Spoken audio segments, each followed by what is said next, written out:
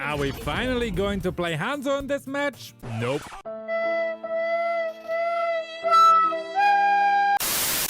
Well, guess it's time to play my old main that I always used back in the days when I was still stuck in epical glory myself. Say thanks to Blueberry Blade for that. And tell me which hero I should use next in the comments. Because I will again pick one random comment for the next episode of Road to Mythic with all heroes. Just ignore the win rate, okay?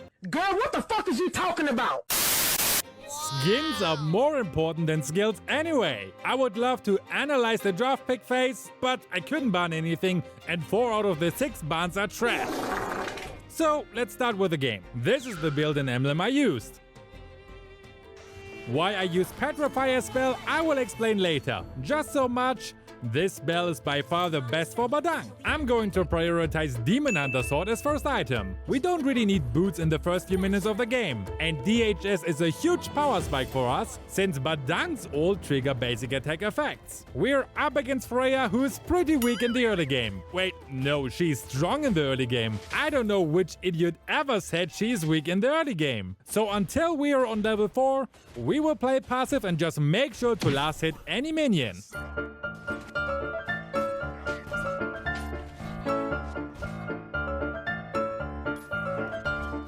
Julian and Sylvana are coming to us for a gank, which is the correct rotation. You want to gank the XP lane first, so you have a much easier time taking the first turtle down. Yeah, let's see how it goes. What the dog doing?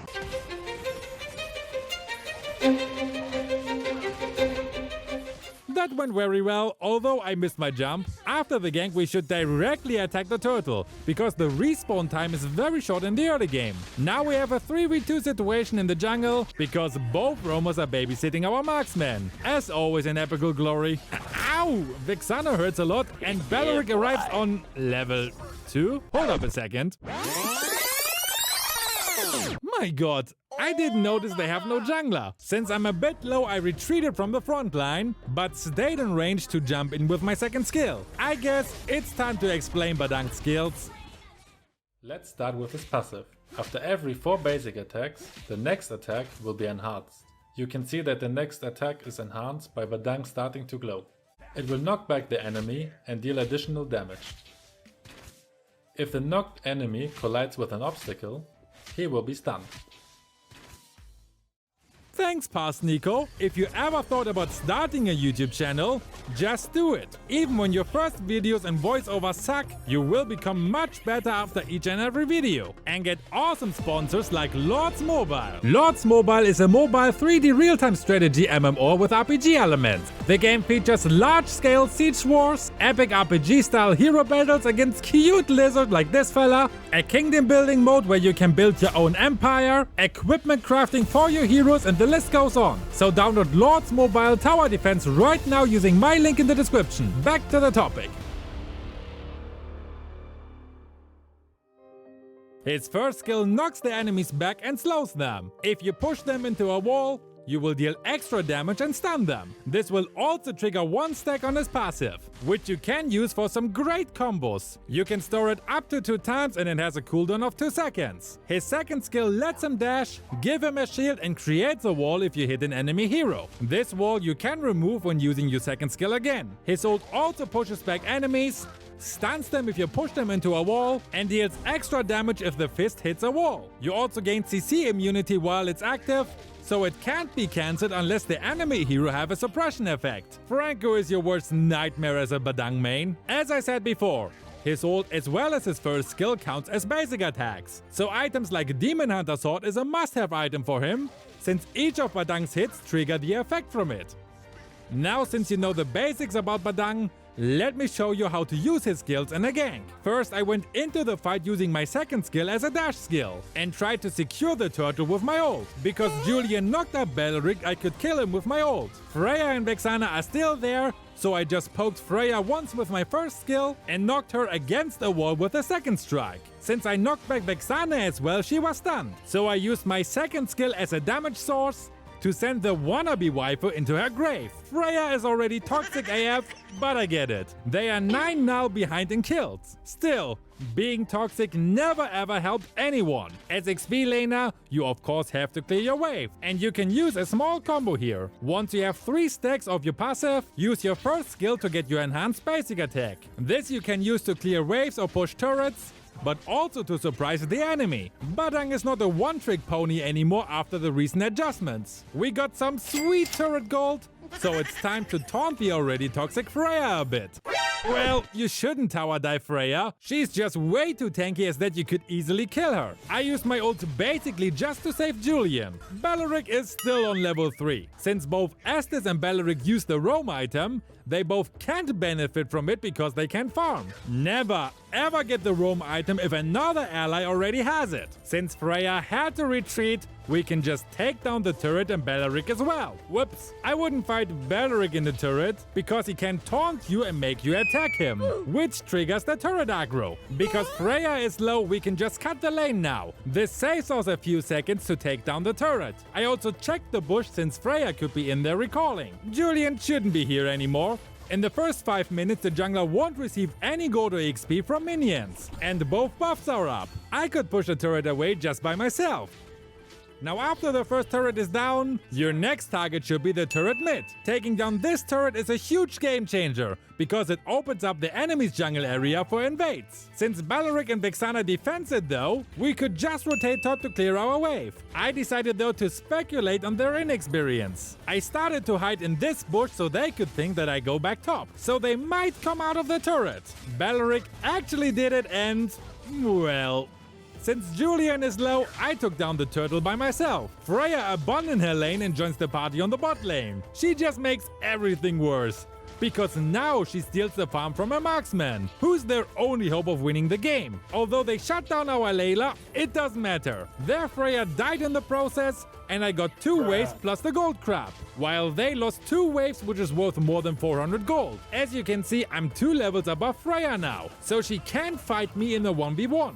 Our Julian made a blunder by going too deep into the enemy's area without vision, which is why he got shut down, and now they are all mid. This is the perfect opportunity to show you how to flank the enemy. You want to arrive from the side to attack the squishy enemies. Usually the roamer and fighter stay in front, but here Popo positioned himself just very badly, so I could easily come from the side and kill him. Next, we really should start pushing the mid lane, but as long as the enemies hang around here, it's difficult. Sometimes you just need to wait a couple of seconds in a bush and wait for the next mistake of the enemy. Always inform your allies about your status, by the way. Vexana went AFK, so we got another free kill and pushed the mid turret. Layla died though, so I want to point out her mistake. She was visible on the map here because she attacked the minions. As you can see, we can't see any enemy on the map. And although it took forever, Estes and Baleric could take her down. What do we learn from this? Don't push without vision, unless you can survive a 1v2. While we're on it, let's push the next turret as well and kill Popo. 𝐷𝐻𝐻's first skill is a really strong poking skill. When you aim it at walls, it deals the extra damage. The turret counts as well as wall, by the way.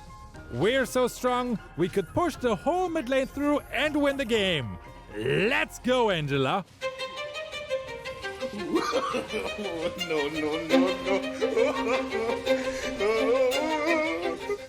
Whoops. Well, never feel overconfident.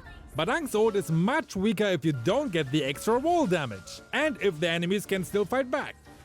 Anyway, back to the basics and clear your lane. As laner, you should never forget to have an eye on it, especially when you play against enemies who can push turrets away quickly. In lower ranks, your allies don't have the map awareness to cover your lane while you're eating some mud. If I would have been Freya, I would just split push non-stop. Your team won't be able to win any gank at this point. But oh well, here we go again. Here you could see the strength of Petrify. Because of it, Freya and Baleric couldn't escape my ult and took every fist into their face. Baleric even got 1 extra for good measure. If you have the upper hand like we do, you should really focus on pushing all turrets away and to finish the game as fast as possible. So after pushing the mid turret through, directly proceed to take down the next one, or take the load when it's up.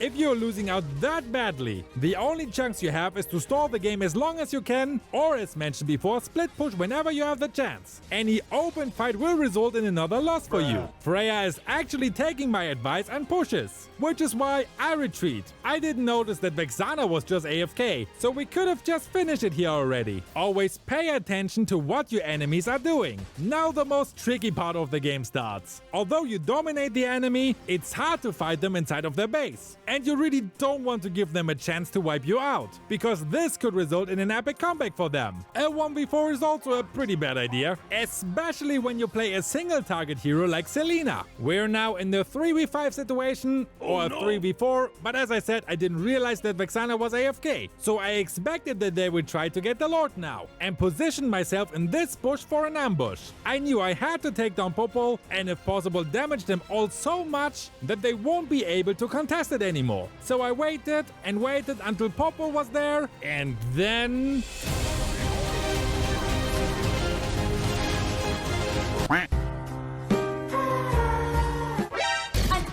has slain Lord!